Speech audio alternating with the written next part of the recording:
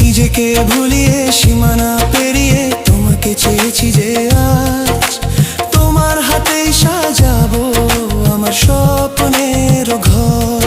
আমি তোমার প্রেমে পড়ে দুনিয়া ভুলে গেছি, তোমার ওই মায়াবী হাসি আমি দেখতে ভালোবাসি।